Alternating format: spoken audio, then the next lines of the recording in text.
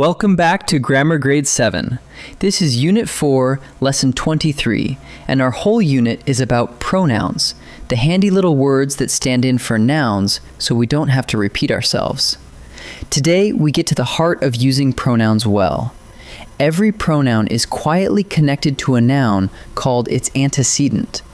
Once you can spot that connection and make the two words agree, your writing gets clearer and smoother. Let's get started. Let's start with a big word that names a simple idea, the antecedent. The antecedent is the noun that a pronoun refers to, the word it stands for. Here's how it works. Emma packed a bag. Then the next sentence says, she left before dawn. Who is she? She is Emma, of course. The word she is a pronoun, and it points straight back to Emma. So Emma is the antecedent of she.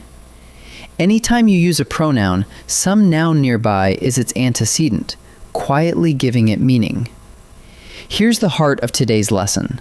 A pronoun always points back to its antecedent, the noun it stands in for. Look at this sentence. Marcus grabbed his umbrella. The pronoun his doesn't tell us whose umbrella on its own. It borrows its meaning from Marcus. So his looks back to Marcus, and Marcus is its antecedent. Picture a little arrow running from the pronoun back to the noun it replaces. That arrow is the relationship at the center of everything we'll do today. A pronoun and its antecedent have to agree, and the first way they agree is in number. If the antecedent is singular, meaning one, the pronoun must be singular too. If the antecedent is plural, meaning more than one, the pronoun must be plural as well. Watch. One runner tied her laces. One runner is singular, so we use the singular pronoun her. Now make it plural. The runners tied their laces. Runners is plural, so we switch to the plural pronoun their. Match one to one and many to many. The second way a pronoun agrees with its antecedent is in gender. If the antecedent is male, we use he, him, or his. If it's female, we use she, her, or hers. And if the antecedent is a thing or an animal we don't name, we use it or its. Listen. Grandpa smiled as he boarded the train. Grandma smiled as she boarded the train. The engine hummed as it pulled away.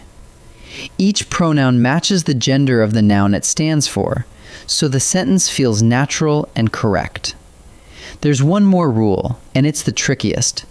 The antecedent has to be clear. A pronoun should point back to only one possible noun, never two. Look at this problem sentence. Ryan met Diego, and he won the prize. Who won? He could mean Ryan, or he could mean Diego. There's no way to be sure, so the sentence is unclear. The easy fix is to name the person. Ryan met Diego, and Diego won the prize. Now there's no doubt at all. A good pronoun leaves the reader certain, not guessing. So what do you do when a pronoun could point to more than one noun? You have two simple fixes. First, you can name the noun directly instead of using the pronoun. Second, you can reword the sentence so that only one antecedent makes sense. Take our unclear sentence and reword it. When Ryan met Diego, Diego won the prize. By repeating the name, we erase every doubt. Whenever a reader would have to stop and guess, that's your signal to rewrite. Let's turn all of this into a quick check you can run on any pronoun. Step 1. Find the pronoun. Then find the antecedent it points back to. Step 2. Do they agree in number and gender? One matching one, and the right he, she, or it? Step 3. Is that antecedent clear with only one noun it could possibly mean? Match the number, match the gender, and keep the reference clear. Do those three things and your pronouns will always land. Let's practice together. Time to practice. In this first set, I'll give you a sentence with a pronoun, and your job is to find its antecedent, the noun it points back to. Pause the video and choose before I reveal the answer. The astronomer adjusted her telescope. The pronoun here is her. Whose telescope is it? The astronomer's. So her points back to the astronomer, which means the antecedent is the astronomer. So the answer is the astronomer. After the puppies woke up, they tumbled outside. The pronoun is they. Who tumbled outside? The puppies did. So they points back to the puppies, and the puppies are the antecedent. Notice it's plural, and so is they. So the answer is the puppies. Grandfather promised that he would visit soon. The pronoun is he. Who would visit? Grandfather. So he points straight back to grandfather, making grandfather the antecedent. So the answer is grandfather. In this second set, you'll pick the pronoun that agrees with its antecedent, or spot the sentence whose antecedent is clear. Think about number, gender, and clarity.